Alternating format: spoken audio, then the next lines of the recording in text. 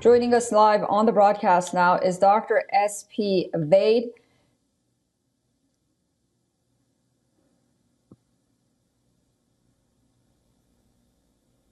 Namaskar. Hello, Dr. Vaid. Thank you so much for joining us. You are former DGP Jammu and Kashmir. You're joining us live from Jammu. I apologize for that slight delay in our audio. Dr. Vaid, you are in Jammu, as I mentioned, which came under repeated fire from Pakistan. Can you describe the moment right now? How are things? See, good evening, Susan. Good evening to you and all your viewers. From 7th onwards, it was difficult, particularly in the evening hours. There used to be swarm of drones attack, swarm of, projectiles, different kind of projectiles. Some of them missiles were coming all along this Jammu city and all along the border from Kashmir, Srinagar, Jammu, and many other towns of Jammu and Kashmir. Also in Punjab, many cities of Punjab, Rajasthan, Gujarat, all along 3,000 kilometers of the international boundary. Pakistan actually launched all these attacks, but our air defense system was so effective, multi-layer air defense system, it did not allow much damage. I think 99% these attacks were prevented, excepting one odd attack, which actually with debris coming down and hitting some people. That much damage was there. But 99%, I think everyone was saved by this effective system. Much of it is Indian-made Akash system and also the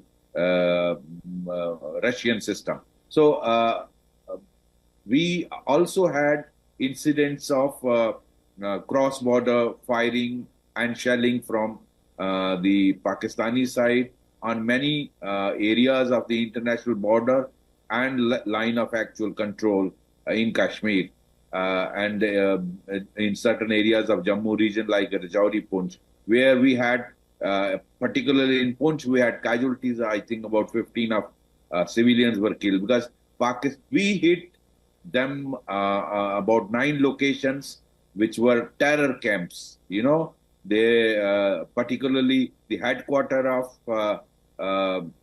Lashkar-e-Toiba terrorists, that is Murid Ke, and Bhabalpur, the headquarter of Jaish-e-Mohammed, Azhar Masood, you must have heard, global terrorist. So these were the headquarters of the Lashkar and Jaish, which were hit. Similar to them, about 9 such terror camps were actually destroyed by India's missile system by precision attack. But the Pakistanis actually resorted to civilian attacks, civilian killing, and targeted the army installation.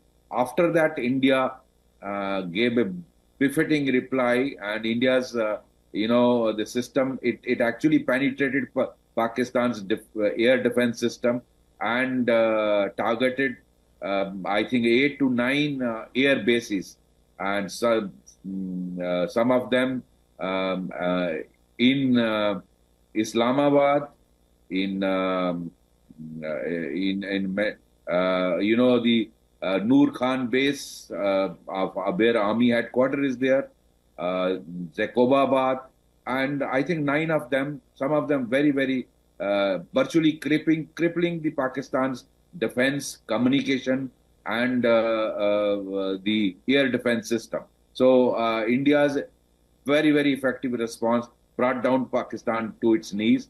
So they ran towards Americans, requesting them that we should be saved from Pakistan. Pakistan should be saved from India's wrath. So that is why I'm told the Americans jumped in, and there was a negotiation between the Vice President of USA and their Secretary of State with our leadership in India and in Pakistan. And I think some kind of agreement was reached. There are reports in the media some sections of the media that India's Akash missile, India's Akash missile is very, very effective. Sorry, BrahMos missile. I'm sorry. Akash was the air defense system. BrahMos missile actually hit Sargodha and the Noor Khan these air bases, where some of their strategic assets were located, the nuclear assets were located. I am told there were some tremors of the scale of 5 Richter scale were also felt in those areas, and there was leakage of the radiation. So some kind of help was sought from America, and an aeroplane was seen, which is actually used for detecting radiation level in these areas. So I don't know how authentic that is. I'm not a professional, but some sections of the media are reporting. Right. That's right. That's right. We've heard that as well. My second question, and finally, is let's talk about the future, Dr. Vaid, as I have you. What's the roadmap for counterterrorism in India, as it has affirmed that no acts of terrorism will ever go unpunished?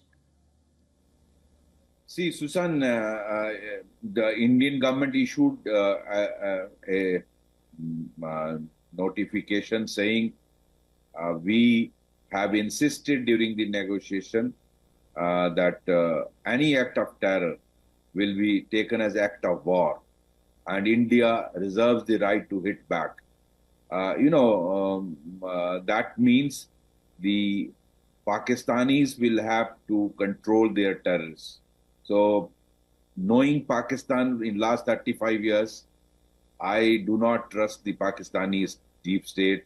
Their army and the ISI are rogue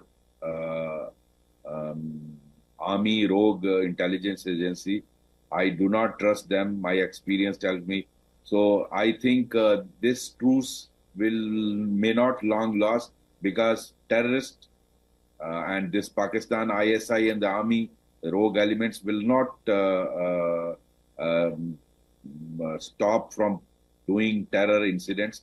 And India has made it very clear, if you resort one more incident like Pahalgam or Pulwama, any terror act will be taken as act of war, so India will hit back. So I think Pakistan will have to change its policy of Ghazwa-e-Hind, the jihad, which is their motto, bleed India by 1,000 cut. That Pakistan will have to change. Otherwise, if it continues with the same policy, then I'm afraid. Yeah, well, we'll have to watch very closely and see whether those changes do indeed actually happen. Dr. S.P. Vaid, I'm so sorry to cut you off. I have to go. Thank you so much for that thorough analysis. I look forward to speaking to you again very soon. Thank you.